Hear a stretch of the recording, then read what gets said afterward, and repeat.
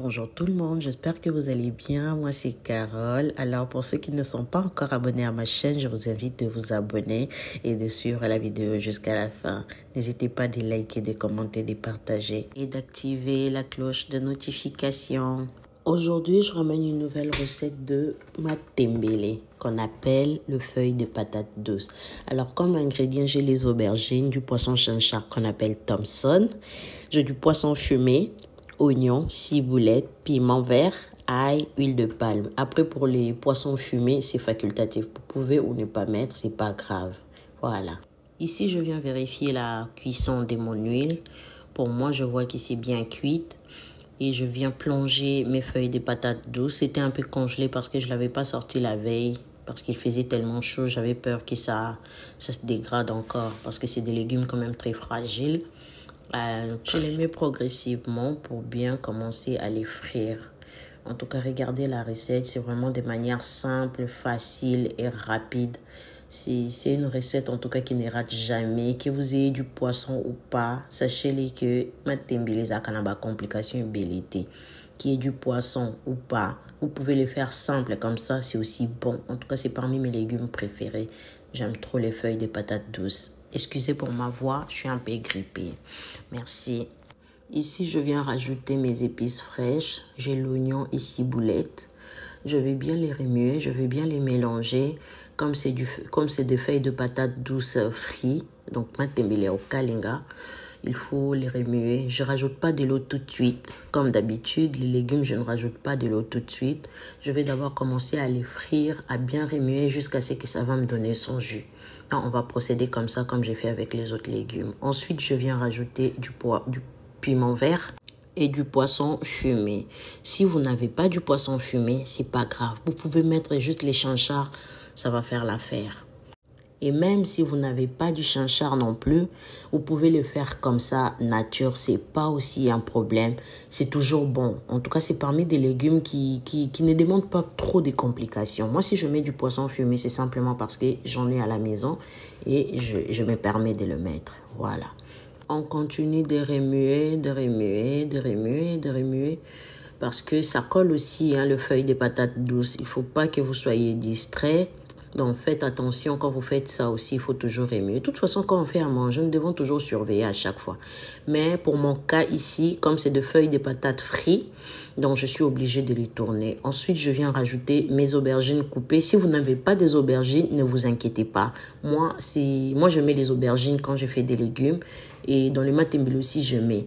Donc, même si vous n'avez pas des aubergines, c'est pas grave. Ça va toujours faire l'affaire parce que matembele, comme je vous ai dit, ça ne demande pas beaucoup de complications. Tout ce que moi, je suis en train de faire là, c'est parce que j'en ai. C'est pour ça que je suis en train de rajouter tout ce que j'ai. Mais si vous n'en avez pas, ne vous inquiétez pas.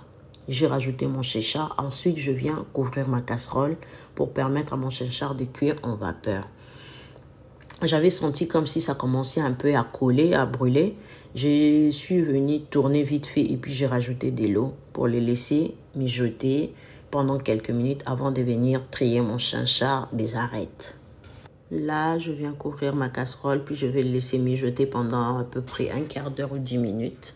Tout dépend de vous, vous verrez comment c'est en train de cuire parce que je l'ai mis au-dessus comme ça va cuire en vapeur. Donc disons un quart d'heure.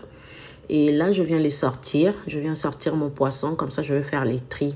Je le pose sur ma planche pour enlever les arêtes de mon poisson. Comme ça ne va pas nous étouffer. En attendant, je viens mélanger. Je viens les mélanger pour ne pas que ça colle. Pour m'assurer que ça ne colle pas au fond de la casserole.